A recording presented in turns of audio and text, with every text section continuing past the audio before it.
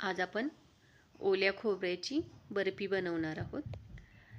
ही एकदम मऊसूद आणि खायलाही एकदम टेस्टी लागते।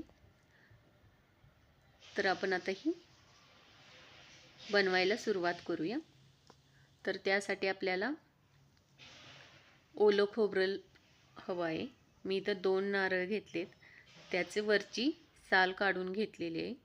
तुम्ही असेच घेतले तरी चालेल। आता हे आपल्याला खिसून घ्यायचे आहेत। हे नारळ थोडे कवळे होते, तर तुम्ही एकदम जून नारळाचं बनवलं तरी चालेल। इथं मी सगळे नारळ आता खिसून घेतलेलं आहे।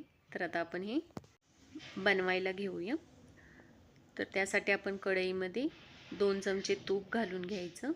तूप आपण कढईला थोडं पसरवून घेऊया, म्हणजे आपलं खोबरं खाली चिकटणार नाही। आता ह्यामध्ये आपण खिसलेलं खोबरं घालून घेऊया आणि मीडियम गॅसवर आपण हे 3 ते 4 मिनिटं परतवून घ्यायचं। आपण गॅस एकदम लो किंवा मीडियमच ठेवायचा, नाहीतर खोबरं लगेच खालून लागतं। हे थोडंसं ड्राय होत आलं की आपण ह्यामध्ये आपल्या आवडीप्रमाणे साखर घालून घ्यायची। मी इथं 3 चमचे साखर घेतलेली आहे। हे आता आपण मिक्स करून घेऊया। साखरेमुळे आता ह्याला पाणी सुटेल आणि त्या पाण्यामध्येच आपल्याला कमी गॅसवर हे खोबरं चांगलं शिजवून घ्यायचं आहे, म्हणजे आपली बर्फी छान होते आणि सेट व्हायला पण मदत होते। आता हे आपण 10 ते 15 मिनिटं कमी गॅसवरच मध्ये मध्ये हलवत राहून शिजवून घ्यायचं। ह्याच्यातलं पाणी पूर्ण आटवून घ्यायचं आहे आपल्याला, म्हणजे आपली बर्फी पण जास्त दिवस राहते आणि टेस्टलाही छान लागते। हे आता तयार झालेलं आहे। तर वरून आपण आता वेलची पूड घालून घेऊया आणि हे सगळं व्यवस्थित मिक्स करून घ्यायचं। आता हे आपण एका प्लेटमध्ये काढून घ्यायचं। तर त्यासाठी आधी प्लेटला आपण तूप लावून घेऊया, म्हणजे बर्फी आपली लगेच प्लेटला सुटेल। इथं मी प्लेटला तूप लावून घेतलेलं आहे। तर आता ह्यामध्ये आपण खोबऱ्याचा खीस घालून घेऊया। यामध्ये आपण तूप आणि साखर घातले, त्यामुळे ही बर्फी सेट होते लवकर।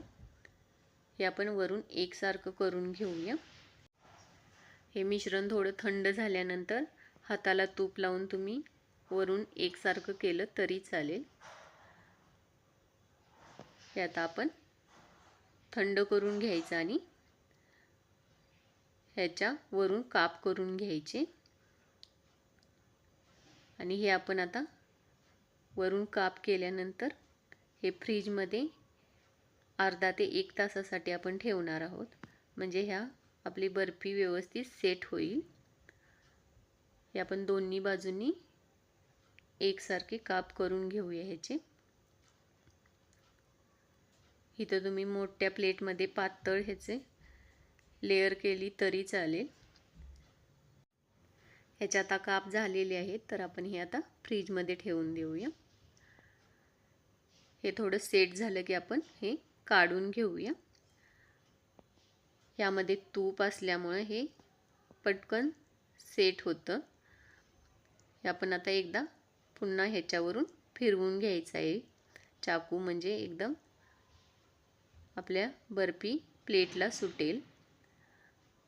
आता तुम्ही बघू शकता आपली बर्फी आता सेट झालेली आहे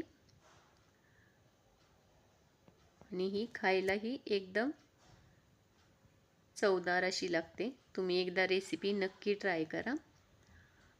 आवडल्यास कमेंट करा, लाईक करा आणि नवीन असाल तर चॅनेलला सबस्क्राईब करा।